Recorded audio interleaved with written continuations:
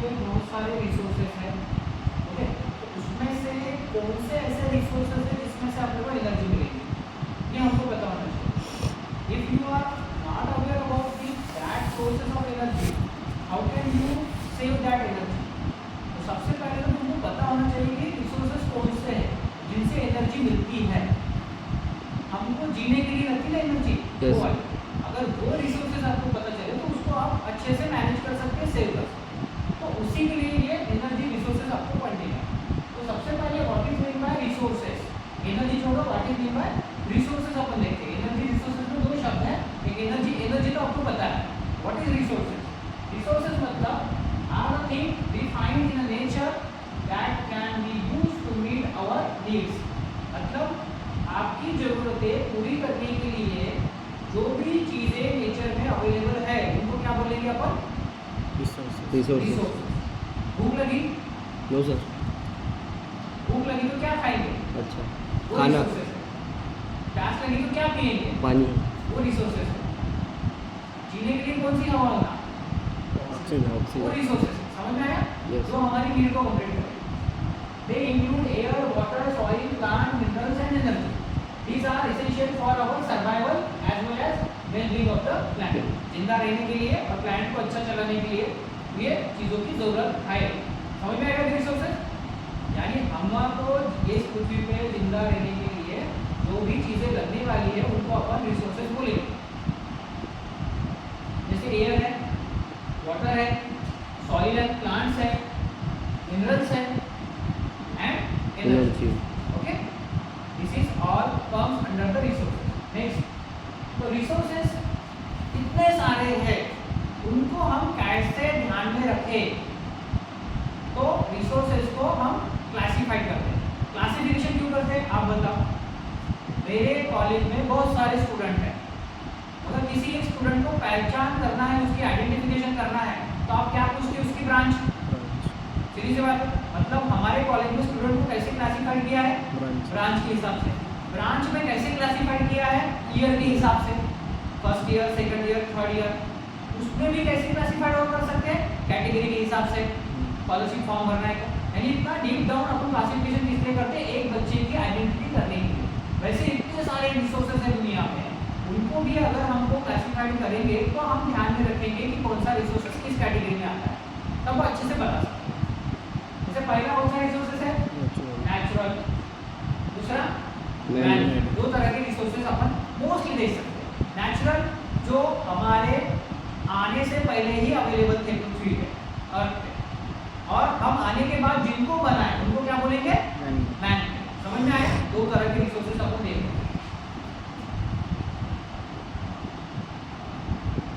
देखा? These are all the natural resources: sun, air, water, land, forest, animal, mineral, fossil fuels and geothermal, पृथ्वी के अंदर वाली heat. ठीक है? These are all the natural resources। ध्यान रखना, क्वेश्चन पूछा जाएगा, which of the following is not a natural resources? तीन रहेंगे, एक नहीं रहेगा, तब आपको वो क्वेश्चन अटेम्प्ट करना पड़ेगा अच्छे से। तो नेचुरल बोले तो हमने नहीं बनाया भाई, नेचुरल रिसोर्सेज हमने नहीं बनाया, वो ऑलरेडी बने हुए थे। Now man made. बराबर है? Yes sir. Road, building, bridge, machine, tool, vehicle, plastic, clothing, synthetic material, man made fabrics, chemicals, technology, computer, smartphone, ये सब भी रिसोर्सेज है। ये सब भी रिसोर्सेज है, मगर ये इंसान ने बनाया। ठीक है ना? रोड चाहिए चलने के लिए, एकदम ऐसा नहीं है कि रोड नहीं रहेगी तो अपन मर जाएंगे, मगर वो रिसोर्सेज है ना, चलने के लिए अच्छा रहेगा गाड़ी। बिल्डिंग है, रहने के लिए ब्रिज है, मशीन है, टूल है, मोबाइल है। बिना मोबाइल से इंसान मरता नहीं है, मगर वो रिसोर्सेज है, उससे काम आसान हो जाता है, जो इंसान ने बनाया। और नेचुरल रिसोर्सेज अगर हम देख रहे हैं तो उसमें रिन्यूएबल एंड नॉन, शब्दों को ध्यान दो। रिन्यूएबल, जिनको हम रिन्यू कर सकते हैं। तुम्हारा बीटी कार्ड रिन्यू होता है, तुम्हारा कॉलेज का आईडी रिन्यू होता है, first year second year renew करते हैं आप सिग्नेचर मार के। तो जिसको अपन बार बार यूज कर सकते हैं, न्यू बना सकते हैं, न्यू, उसको रिन्यूएबल। और जिसको न्यू नहीं बना सकते उसको नॉन रिन्यूएबल। इसको बोलते हैं नॉन कन्वेंशनल, इसको बोलते हैं कन्वेंशनल। क्यों? वो बोलते हैं, ये समझो। दे कैन बी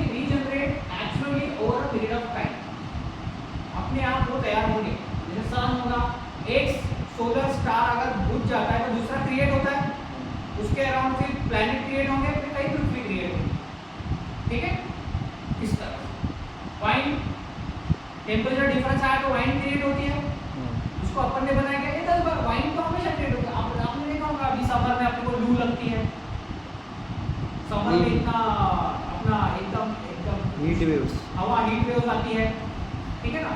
तो ये सब वाइन क्रिएट करता है, वाटर क्रिएट करता है, वाटर क्रिएट होता है। Okay, land, forest, biomass, biomass मतलब पेड़ पौधे, गलने के बाद खाद बनते हैं, खाना बनता है, वैसे बायोमास, ठीक है।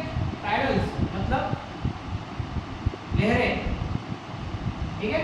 सोलर जो अपना मून और सन का डिस्टेंस होता है ना, चंद्रमा पूर्णिमा, पता है, उससे वो लहरें तैयार होती है। Okay, and geothermal heat, these are the natural and resources come under the category of renewable, जो बार-बार बनेंगे, ये खत्म नहीं होने वाला। And non renewable, the resources that can not be regenerate naturally over a period of time, ये इंसान ने नहीं बनाया, नेचुरल है मगर नॉन रिन्यूएबल है। एक बार खत्म हो गए तो दूसरी बार तैयार नहीं होंगे। जैसे ऑयल है, क्रूड ऑयल है, नेचुरल गैस है, मिनरल्स है एंड मेटल्स एंड ओर्स, समझ में आया। ये धरती के अंदर बने हुए हैं, यानी कुछ साल पहले अपना जो ये था बॉडी या भूकंप या किसी वजह से अंदर चले गए, हीट एंड टेम्परेचर की वजह से, अलग अलग जियो लोकेशन की वजह से, कोई पेट्रोल बना, कोई डीजल बना, कोई सोना बना, कोई चांदी बना, कोई हीरा बना, अलग अलग, ठीक है ना। अपना जो बायोकेमिकल है बॉडी, वो अंदर जाके वो हाई टेम्परेचर हाई प्रेशर में अलग अलग रेंज में कन्वर्ट हो चुके हैं, मगर वो जो अंदर घुसे हुए लोग थे या जो भी अंदर गए मटेरियल, वो तो लिमिटेड था ना, लिमिटेड था, तो वो जो अंदर बना वो लिमिटेड है, मगर ये जो बाहर वाले हैं अनलिमिटेड है। जैसे ध्यान में रखना, पृथ्वी से जो भी चीजें निकल रही है वो लिमिटेड है, पानी हो, ठीक है, उसमें पानी भी आएगा जो अपन नीचे से निकाल रहे हैं, बारिश का पानी अलग, ऊपर से आने वाला अलग, वो अनलिमिटेड है, मगर नीचे का पानी लिमिटेड है। ये एक 3 लाइन है, आप समझ लीजिए। एंड तीसरा है साइक्लिक, साइक्लिक में कौन सा आता है, वही जो मैं बारिश का बताया, water. These resources are part of the natural resources, ठीक है, पर comes under the cycle, जैसे वाटर साइकिल, ठीक है, जल चक्र जिसको अपन बोलते हैं, बायोकेमिकल लाइफ साइकिल, एक मरता है तो दूसरा पैदा होता है, ठीक है ना। अगर हम जंगल की भाषा में देखेंगे तो वहाँ अगर शेर मर चुका है तो शेर मरने के बाद उसको डिकम्पोज होता है, डिकम्पोज होने के साथ क्या होता है, उसका जो खाद बनता है उससे कोई पेड़ पौधे निकलेगा, तो इसको अपन लाइफ साइकिल के कन्वर्ट में देखते हैं, कोई एक मरेगा तो उसकी जगह दूसरा आएगा, ठीक है। तो बायोकेमिकल बायोलॉजिकल लाइफ साइकिल, जैसे अगर पिताजी मर रहा तो बेटा होगा, बेटा मरेगा तो उसका पोता आएगा, तो ऐसे वो चलते रहेगा generation. Okay, food cycle, food cycle आपने देखे होंगे, एक इसको खाता है वो उसको खाता है ना। तो अपना ग्रास कॉपर ग्रास को खाता है, ग्रास कॉपर को फिर अपना ये मेंढक खाता है, मेंढक को सांप खाता है, सांप को ईगल खाता है ना, this is the food chain. उसके बाद battery charger, battery charger is again life cycle, electric to chemical, chemical to electrical, ठीक है। ये भी अपन लाइफ लॉन्ग यूज कर सकते हैं, तो इसको बोलते हैं साइकिल, नेचुरल, रिन्यूएबल में नॉन रिन्यूएबल एंड साइकिल। समझ में आएगा 3 तरह के। तो नेचुरल जो हमने नहीं बनाया, ओके, ये हमने नहीं बनाया, तो हमने जो बनाया वो मैन मेड, पर हमने नहीं बनाया वो भी 3 कैटेगरी में आ रहे हैं, जो बार बार बनेगा, जो बार बार नहीं बनेगा, जो साइक्लिक फॉर्म में आएगा। समझ में आएगा, अच्छे से समझो, इसके ऊपर क्वेश्चन आएगा। उसके बाद हम जा रहे हैं एक एक रिसोर्स की तरफ। सबसे पहले अपन देखेंगे फॉरेस्ट रिसोर्स, फॉरेस्ट में क्या क्या रिसोर्सेज हो सकते हैं, ठीक है। बेनिफिट ऑफ फॉरेस्ट उसमें आएगा, कॉजेस ऑफ डिफॉरेस्टेशन अपन पढ़ेंगे and effect of deforestation, prevention measurement of deforestation, ठीक है। ये फॉरेस्ट रिसोर्स में आपने को ये टॉपिक कवर करना है आज, ठीक है। जिसमें बेनिफिट ऑफ फॉरेस्ट, अपने को क्या क्या फायदे फॉरेस्ट के बता सकते हैं कि फॉरेस्ट का क्या क्या फायदा है। सबसे बड़ा फायदा अपने को ऑक्सीजन, ये सबसे बड़ा फायदा। फिर पेड़ पौधे, खाना पीना, अपने को फल फूल ये सब मिलता है, लकड़ी वकड़ी मिलती है, वो अलग बात, अगर सबसे पहले ऑक्सीजन मिलता है, ठीक है। कॉजेस ऑफ डिफॉरेस्टेशन, जंगल को तोड़ा क्यों जा रहा है उसके कारण, और जंगल तोड़ने के बाद क्या इफेक्ट हो रहे हैं, और जंगल टूटे ना इसके लिए क्या उपाय कर सकते तुम, ठीक है। ये मेरे को पढ़ाने का है ताकि तुम समझो कि अपन भी एक लायबल पर्सन है उसके लिए, अगर जंगल टूटा जा रहा है, ठीक है। तो सबसे पहले benefit, function, importance of forest, तीनों भी एक ही लाइन में बताया कि वहाँ बेनिफिट क्या है, फंक्शन क्या है फॉरेस्ट के, और इंपॉर्टेंस क्या है। देखो तो हाउ ट्री हेल्प, हमको कैसे हेल्प करेंगे, ऑक्सीजन देता है, ठीक है, पानी को सोखता है, नदी को फिल्टर करता है, एयर को फिल्टर करता है, नॉइज पोल्यूशन कम करता है, फूड देता है। ये तो इतना एक ट्री अपने को इतना सब कुछ दे रहे हैं, ठीक है ना। जंगल में जाने के बाद आपको शोर सुनाई देता है क्या? नहीं। क्योंकि जंगल की जो ग्रीन फिल्टर रहती है ना, ग्रीन फिल्टर बोलते हैं पेड़, वो नॉइज को फिल्टर कर देती है, आने नहीं देती जंगल में, इसलिए जंगल में शांति रहती है। एक बार कभी ताड़ोबा का टूर करके आना तो हाँ, शांति रहती। एक नंबर लगता है, ठीक है। तो पानी को ये अंदर सोख लेती है, यानी जमीन का, मिट्टी का, पानी का जो लेवल है वो मेंटेन करती है। अगर पेड़ ही नहीं है तो पानी कौन सोखेगा? तुम सोख रहे हो क्या? नहीं। तुम तो और निकाल रहे हो उसके अंदर से, ठीक है ना। सोख कौन रहा है? पेड़ सोख रहा है, ठीक है। वो पानी की लेवल मेंटेन कर रहा है, वाटर को भी फिल्टर करता है, एयर को फिल्टर करता है, क्योंकि वो हवा का कार्बन लेता है और ऑक्सीजन छोड़ता है, ठीक है। तो जब वो फिल्टर करता है तो आपने कभी देखा होगा आपके सिटी के बाजू में जितने भी पेड़ हैं ना वो काले काले रहते हैं। क्यों काले रहते हैं? Due to dust dust. Collect हो जाती है, डस्ट कलेक्ट। यानी वो डस्ट भी सोख लेता है, एयर को फिल्टर करता है। और बारिश के वक्त जब बारिश आती है तो पूरा डस्ट पानी में होके मिट्टी में चला जाता है। इतना ग्रीन फिल्टर अपने पास अवेलेबल होने के बाद तो आर्टिफिशियल फिल्टर पे काम करता है, ठीक है। हाँ, तो सब carbon dioxide produce oxygen, filter air dust and pollution, regulate the climate, climate, उसको मेंटेन करता है, टेंपरेचर मेंटेन करता है। Absorb running water. Running water, improve soil quality, soil की क्वालिटी अच्छी इम्प्रूव करता है, क्योंकि उसके पेड़ पौधे गलने के बाद कहाँ जाते हैं? जमीन में ही जाते हैं, तो वहाँ खाद बन जाती है। खाद बनेंगे तो मिट्टी की गुणवत्ता बढ़ेगी।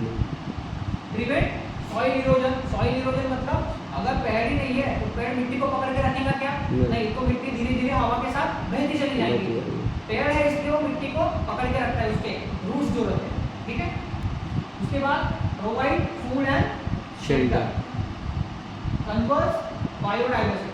बायोडाइवर्सिटी मतलब क्या होता है? अलग अलग पेड़ पौधे अगर है या जंगल है तो उसमें अलग अलग प्रजाति के लोग रहते हैं ना जंगल में, ये सब समेट साथ में रहते हैं, इनको बोलते हैं बायोडाइवर्सिटी।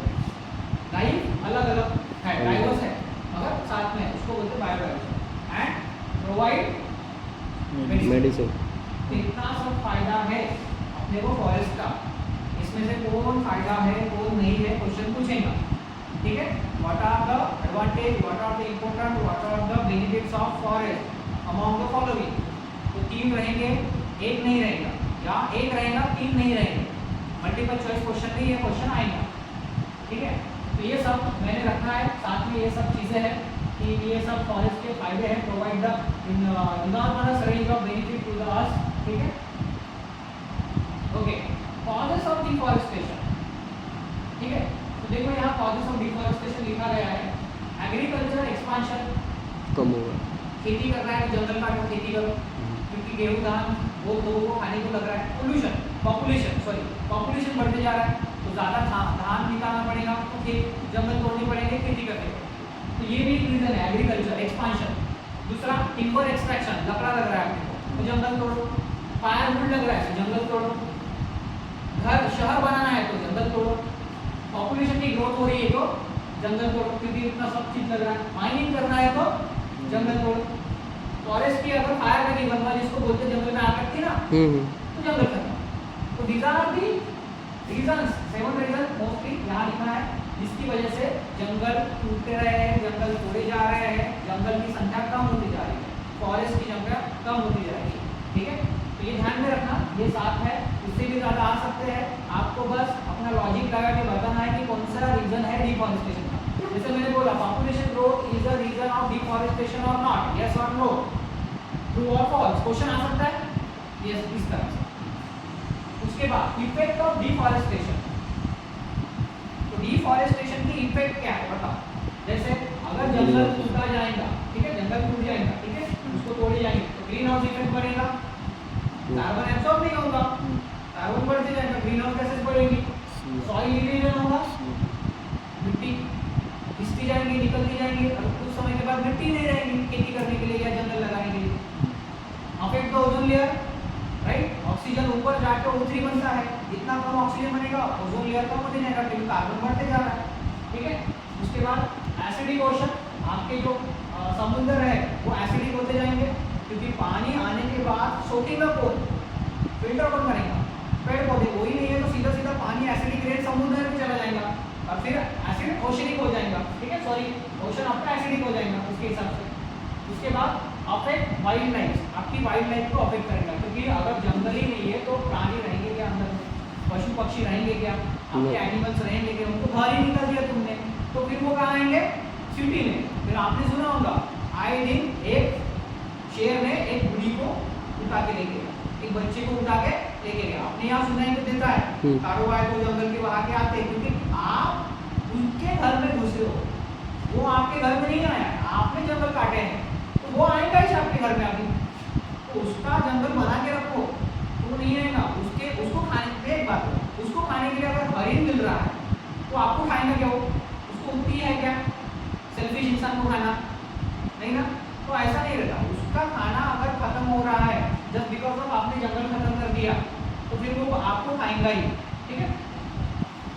लीड्स टू ड्रॉप यानी सूखा आएगा, जंगल खत्म हो जाएगी तो बारिश नहीं होगी, ठीक है ना, अट्रैक्ट नहीं होगा, बारिश का पानी सूखा अंदर से नहीं आएगा तो पूरा सूखा पड़ जाएगा। इतना सब रीजन होता है अगर आपने बस फॉरेस्ट को कटिंग कर दिया तो क्या क्या हो रहा है, ग्रीन हाउस गैसेस बढ़ रही है, ओजोन कम हो रहा है, सॉइल इरोजन हो रहा है, वाइल्ड लाइफ खत्म हो रही है, आपका ऐसे ओशन ओसेटिक हो रहा है और आपका ड्रॉट यानी सूखा। these are the reason। अभी इसकी उपाय क्या है, प्रिवेंटिव मेजर ऑफ डिफॉरेस्टेशन, कि हम क्या कर सकते हैं डिफॉरेस्टेशन को रोकने के लिए, तो कुछ हमको पता होनी चाहिए, ठीक है। सबसे पहले क्या करेंगे, एजुकेशन मैं कर रहा हूँ एजुकेट आपको, campaigns, yes sir, educated campaigning करना पड़ेगा आपको, तब जाके वो एजुकेट होगा, ओके। दूसरी बात डिफॉरेस्टेशन, जैसे डिफॉरेस्टेशन है जंगल तोड़ना, वैसे रिफॉरेस्टेशन यानी जंगल को फिर से क्रिएट करना, ये करना पड़ेगा, ओके।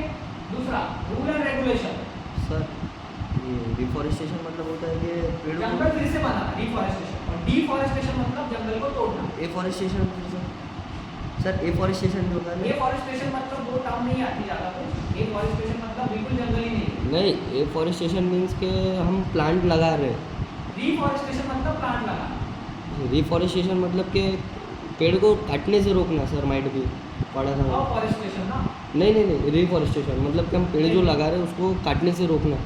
वो रूल एंड रेगुलेशन है। रिफॉरेस्टेशन मतलब फॉरेस्ट को फिर से स्टेशनाइज करने का, उसको बोलते हैं रिफॉरेस्टेशन, ठीक है, यानी जंगल को फिर से हरा भरा करना या नया जंगल बनाना, इसको बोलेंगे रिफॉरेस्टेशन। और डिफॉरेस्टेशन मतलब जंगल को तोड़ना, और रूल एंड रेगुलेशन करके एफॉरेस्टेशन को अगर रखे हैं हमने तो ये बनी हुई जंगल को नहीं तोड़ना, ये उसका रहता नहीं, ठीक है। रूल एंड रेगुलेशन मतलब जंगल के अपने कानून है, आप जंगल में जाने के बाद उसकी लकड़ी भी उठा के नहीं ला सकते, ठीक है ना, अगर लाते हो और किसी ने कंप्लेंट की तो आप जेल में जा सकते हो, उसके नियम को एकदम कड़क रहते हैं, ठीक है। रूल एंड रेगुलेशन है पर कोई मानता नहीं। रिन्यूएबल फॉरेस्ट रिसोर्सेज, यानी आप फॉरेस्ट के रिसोर्सेज को रिन्यूएबल कर सकते हैं, फिर से नया बना सकते हैं, ठीक है। उसके बाद रिड्यूस पेपर कंजम्पशन, यानी जितना कम हो सके पेपर को यूज कीजिए ताकि जंगल की लकड़ी कम यूटिलाइज हो सके। अभी तो सब डिजिटल हो रहा है ना, नोट्स डिजिटल है, लेटर डिजिटल है, इन्विटेशन लेटर आपकी डिजिटल है, ठीक है ना, पूरे आपका जो भी डॉक्यूमेंटेशन हो रहा है वो डिजिटल से हो रहा है, तो धीरे धीरे अपन पेपर का जो यूज है वो कम कर रहे हैं, ओके। और इको फ्रेंडली प्रोडक्ट्स आपको बनाने का, यानी जंगल से देखो नारियल का एक पेड़ होता है ना, नारियल का पेड़ उसकी छाल, उसका कोर, उसका पानी, उसका पत्ता, उसकी ड्रिंक, यानी एवरीथिंग ऑफ नारियल पेड़ सब कुछ यूटिलाइज होता है नारियल का। तो proper utilization eco friendly products आप बनाएंगे तो वो भी जंगल मेंटेन करता है, ध्यान रखना। अभी हम सिंपल आ रहे हैं वाटर रिसोर्सेज पे, कि वाटर रिसोर्सेज होते हैं जैसे तुमने फॉरेस्ट रिसोर्सेज देखे, ठीक है, तो फॉरेस्ट रिसोर्सेज के साथ अपन अभी नेक्स्ट जा रहे हैं नेक्स्ट रिसोर्सेज की तरफ, जो पानी, मैंने बोला था एक जंगल है दूसरा पानी है, तो पानी के रिसोर्सेज क्या, कहाँ से पानी मिलता है तुमको पीने के लिए, ग्राउंड वाटर, टॉप वाटर, ठीक है। उसके अलावा भी है, देखो यहाँ रेन है, कुआं है, सी है, रिवर है, तालाब है और स्प्रिंग है, ठीक है ना, ये सब इसमें मिलेंगे।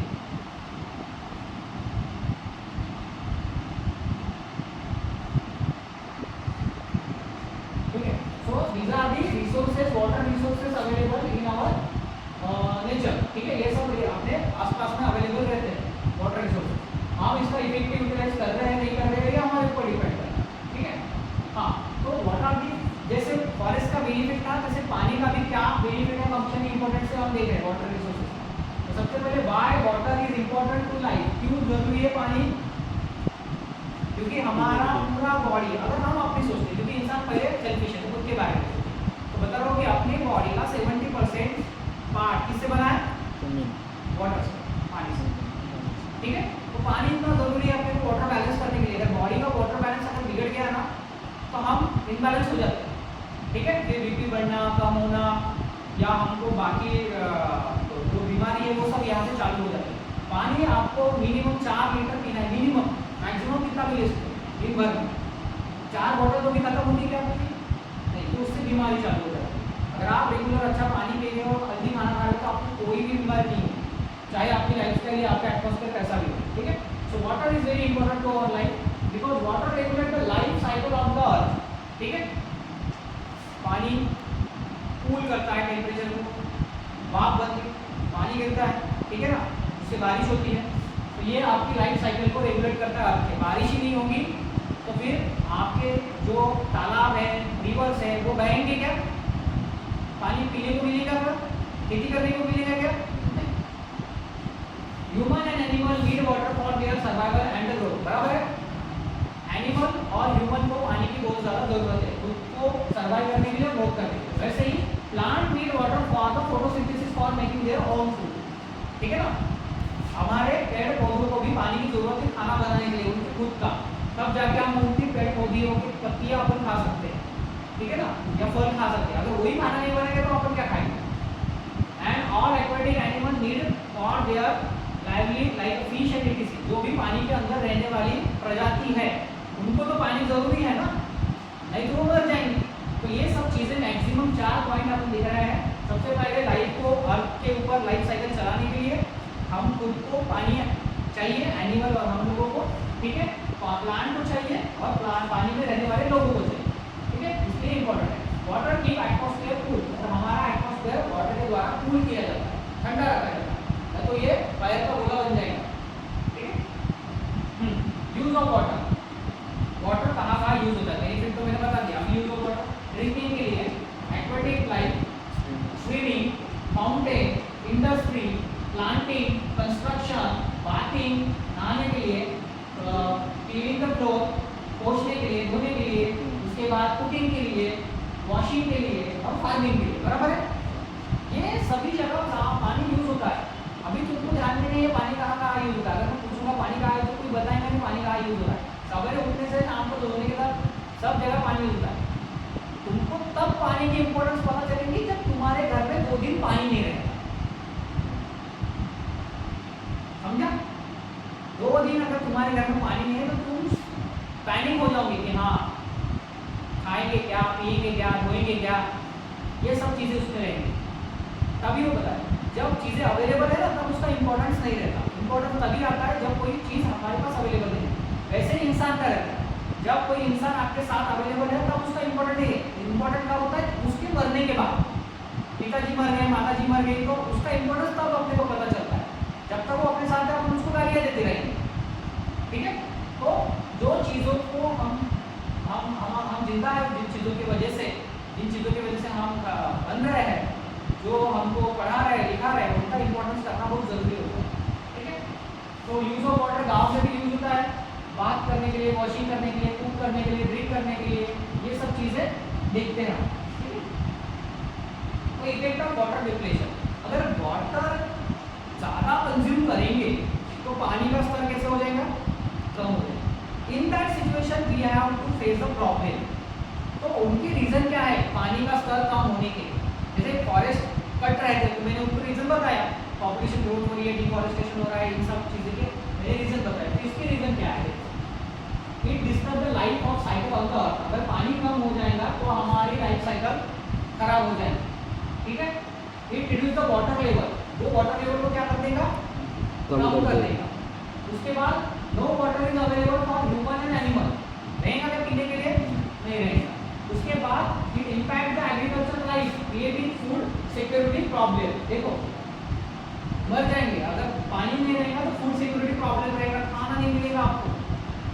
And it increase the price of water, फिर वाटर खरीदना पड़ेगा। आज 10 रुपये की बोतल मिल रही है, कल वो 50 रुपये की मिलेगी। पीना है तो पे, नहीं तो मत पी, पर मेरा रेट 50 रुपये, क्योंकि पानी अवेलेबल नहीं। आपने कभी सोचा, हमने कभी नहीं सोचा था हमारे बचपन में कि हमको पानी खरीद के पीना पड़ेगा। जहाँ भी चले गए एक गिलास पानी हमको ऐसे ही मिल जाता था। आज आपको मिल रहा है क्या? आपके रिलेटिव को छोड़ के किसी के घर में जाके अगर पानी मांगेंगे तो हेजिटेट करना देने के लिए। पहले तो कोई भी देता था क्योंकि इजीली अवेलेबल था, तो अपन जाते थे नहीं, मांगते थे कि 10 रुपये की एक बोतल खरीद के पानी पी लेते हैं। राइट, इतना वैल्यू आ चुका है। उस समय के बाद एयर को भी खरीदना पड़ेगा, ऑक्सीजन। देख लेना मेरी बात को, समझ लेना। अगर यही चलता रहा तो कुछ समय के बाद आपको ऑक्सीजन के ये सिलेंडर और ये आपका मास्क लेके घूमना पड़ेगा। We have no option rather than to drink dirty water. अगर पानी अवेलेबल नहीं है तो हमको कौन सा पानी पीना पड़ेगा? dirty वाला, गंदा वाला पानी पीना पड़ेगा। So cause of water depletion and their remedies, कि अगर इतना वाटर डिप्लेशन हो रहा है तो उसके कॉजेस क्या है और उसकी रेमेडीज क्या हो सकती है। देखो, तो कारण आपका ये है कि excessive demand of water due to over population. देखा है ना आपने, ये दिल्ली में आए दिन आपको ये देखने को मिलेगा, पानी नहीं है। Capital of India facing the water problem, Bengaluru पानी नहीं है, साउथ अफ्रीका पानी नहीं है। ये तो हम विदर्भ में रहते हैं, इसलिए यहाँ पेड़ पौधे ज्यादा, इसलिए पानी की कमतरता आपको नहीं आ रही, फिर भी समर में पानी नहीं है, कुएं सूख जाते हैं। दिस इज द इंडिकेशन, सुधरो अभी नहीं तो मरोगे एक दिन। तो उसका कारण, उसका उपाय क्या हो सकता है? वर्ल्ड पॉपुलेशन डे सेलिब्रेट करके हम पॉपुलेशन डे को कंट्रोल कर सकते हैं। ये अवेयरनेस अपने को करना पड़ेगा कि बहुत ज्यादा पॉपुलेशन बढ़ चुकी है, इससे ये परिणाम होगा। तो आपको you have to control your population. 10-15 बच्चे पैदा नहीं करना है, वो बच्चे को पढ़ाना ही एक चैलेंजिंग टास्क है। आज के ज़माने में इतनी महंगाई है, अगर हम ढंग से एक बच्चे को भी अच्छे से पढ़ा सके तो वो अपने आप कुछ देगा। अब अगर हम ज़्यादा बच्चे करेंगे ये सोच के कि ये नहीं अच्छा निकला तो ये निकलेगा, ये नहीं अच्छा निकला तो ये निकलेगा, कोई अच्छा नहीं निकलता। क्यों? क्योंकि बड़ा सोचता है कि छोटा करेगा, छोटा सोचता है बीच का करेगा, बीच का बोलेगा थर्ड नंबर करेगा। मैं एक ठेका लेके रखा हूँ, माँ बाप को पूछने का होता है ऐसा। अगर एक ही बच्चा है, सब आप उसको ही बता रहे हो, तो उसकी लायबिलिटी बनती है कि अभी मेरे को अपने पिताजी को लेके चलना पड़ेगा। ये रहता है। तो ये आपकी माइंडसेट आपको चेंज करना पड़ेगा और पॉपुलेशन को कंट्रोल करना पड़ेगा, नहीं तो ये फेस करना पड़ेगा आपको। दूसरा क्या है? दूसरा कारण ये है कि evaporation of surface water due to excessive heat. बहुत ज़्यादा गर्मी होने की वजह से आपके जो पानी है उसकी क्या हो रही है? खराब हो रही है, निकलती है। जितना ज़्यादा बड़ा नदी का पात्र रहेगा, जितना बड़ा उसका ये रहेगा एरिया, उतना ज़्यादा हीट होगा। समझ में पानी पूरा भाप बन जाता है। समुद्र का पानी भाप बन रहा है, कोई जरूरत नहीं है, पर मीठा पानी के सोर्स की अगर भाप बनेगी तो मीठा पानी को पीने को नहीं मिलेगा। लेक हो गए, रिवर हो गए, आपके वेल हो गए वाटर के, इसका नहीं बनता। तो इसका उपाय क्या है? इसका उपाय है स्टॉप ग्लोबल वार्मिंग। हीट की वजह से पानी गर्म होगा, तो हमको हीट को क्या करना पड़ेगा? कम करना पड़ेगा। उसके लिए क्या करना पड़ेगा? ग्लोबल वार्मिंग कम करना। ग्लोबल वार्मिंग कैसे कम होगी? कार्बन इमिशन कम करके, बराबर है ना? ये सब industry waste water release into water resource causing pollution, बराबर है? इंडस्ट्री क्या कर रही है? डायरेक्ट उसका खराब पानी नदी में छोड़ रही है, उसकी वजह से यमुना खराब हो गई है, बाकी नदियाँ खराब हो रही है। ठीक है, तो आपको कानून बनाने पड़ेंगे इसके लिए कि आप नहीं छोड़ सकते। और साथ ही साथ अगर आपको छोड़ना है खराब वाला पानी, तो आपको सबसे पहले एसटीपी सीवर ट्रीटमेंट प्लांट इसमें छोड़ना पड़ेगा। वाटर ट्रीटमेंट प्लांट जो रहती है, वाटर ट्रीटमेंट प्लांट उसको छोड़ना पड़ेगा, तब जाके उसको हार्मफुल से हार्मलेस बनाइए और कहीं उसको ही यूज कीजिए, नहीं तो फिर भी बाद में नदी में छोड़िए, डायरेक्ट नहीं। समझ में आया? Deforestation lower the capacity of soil to retain the water. बोला था मैंने, अगर आप जंगल तोड़ दोगे, पेड़ पौधे नहीं रहेंगे तो पानी खींचेगा फिर वो नहीं खींचेगा। तो डिफॉरेस्टेशन की वजह से रिटेन द वाटर वो सॉइल पे रिटेन नहीं होगा। तो आपको क्या करना पड़ेगा उसका उपाय? फॉरेस्टेशन। तो आपको फॉरेस्टेशन करना पड़ेगा, रिफॉरेस्टेशन करना पड़ेगा, increase the capacity of soil to retain the water. अगर जंगल है, बीच में से नदी जा रही है, तो पूरा पानी को एब्जॉर्ब करके वाटर लेवल बढ़ा देंगे, ठीक है, और साथ ही साथ वाटर को फिल्टर भी करेंगे, बहता हुआ पानी। उसके बाद नेक्स्ट कारण है आपका कि जो भी बारिश का पानी ऊपर से आता है, due to poor storage lot of rain water is wasted. बराबर है? तुम्हारे घर में भी पानी छत पे आता होगा, ठीक है, वो पाइप से बाहर निकल जाता है, आप उसको स्टोर कर दे क्या? अभी अभी महानगर पालिका ने वो निकाला है अपना प्रोग्राम कि आप अगर आपके घर में बिल्डिंग है तो आपको मैंडेटरी कर दिया गया है वाटर को रिस्टोरेशन करना, ग्राउंड वाटर बढ़ाने के लिए। तो उसके लिए वो 5,000 रुपये भी देती ऊपर से इंसेंटिव, अगर आप करते हो तो। और नहीं करते हो तो टैक्स बढ़ा देंगे या फाइन लगाएंगे। अभी ये चालू है प्रोसेस। कब? जब पानी खत्म तब, ठीक है, पहले नहीं। तो उसके लिए क्या करना पड़ेगा आपको? ऐसा पानी कलेक्ट करके एक टैंकी में जमा करना पड़ेगा, और फिर वो टैंकी का पानी आप 2-3 महीने आराम से समर में निकाल सकते हैं, ठीक है, अच्छे से यूज कर सकते हैं, उसको फिल्टर करें। नेक्स्ट कारण है आपका कि हम एक्सेसिव यूज कर रहे हैं ग्राउंड वाटर का for the personal and agriculture work. ये तो बराबर है, हर कोई गाड़ी धोने के लिए मस्त पानी फेंकता है पाइप से, जबकि वो गाड़ी एक बकेट से भी धोई जा सकती है, राइट? धोते हैं क्या अपन? नहीं, बटन चालू, बोरिंग चालू, मस्त उसको हवाए से धोते जाओ बिना फालतू पानी का वेस्ट। खेती करने के लिए इतना पानी लग रहा है, मस्त पंप से पानी पास कर रहा है, ये 100 फीट, ये 200 फीट, ये 400 फीट खोदती जा रही है। कितना खोदेंगे? जितना पानी उतना ही खोदेंगे ना। जिस दिन पानी खत्म हो गया तो क्या पूरा अंदर तक खोदते जाएंगे क्या? नहीं मिलेगा तुमको पानी। और बताया था ना मैंने पृथ्वी का सरफेस है, इनर कोर है, आउटर कोर है, मेंटल है, क्रस्ट है, खत्म, पानी नहीं है नीचे। तो उसका उपाय क्या हो सकता है कि हम रिचार्ज करें, recharging the water borewell by rain water harvesting.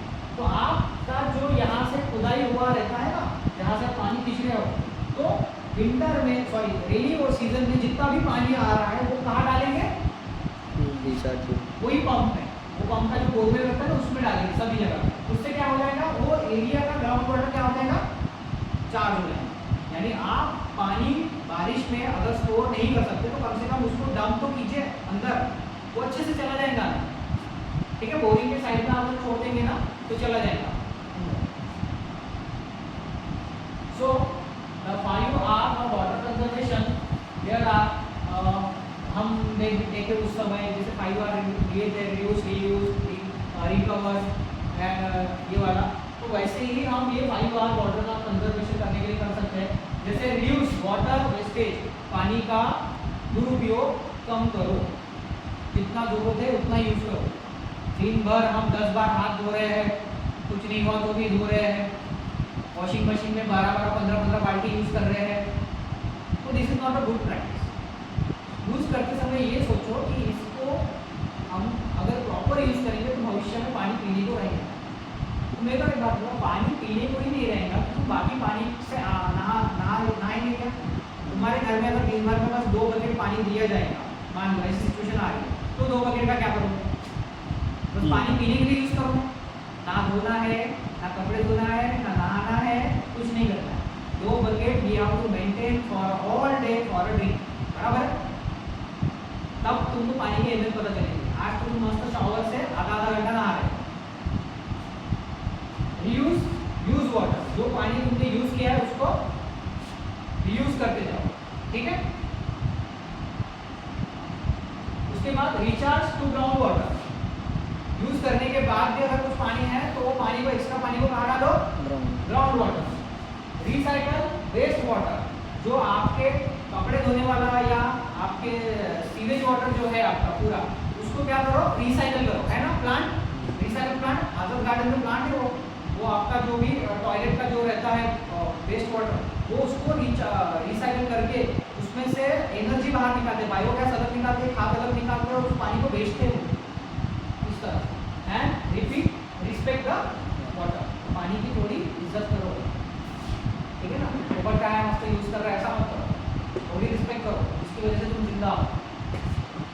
तो और individual effort to save the water, हम इंडिविजुअली क्या कर सकते हैं पानी को सेव करने के लिए क्या क्या कर सकते हैं।